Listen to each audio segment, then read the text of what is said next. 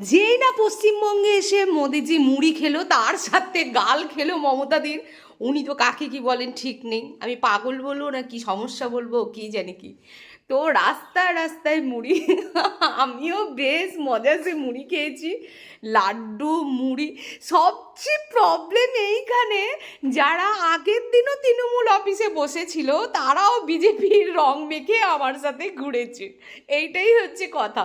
একটা বিহারি থেকে আমি মুড়ি কিনেছিলাম।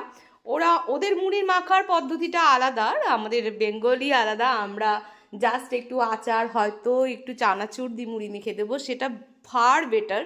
কিন্তু ওরে ভগবান, এত কি দিয়েছে! আর এর মধ্যে যে কি একটা মশলা দিয়েছে, সে মুড়ি আমার ইতিহাস হয়ে রয়ে গেছে।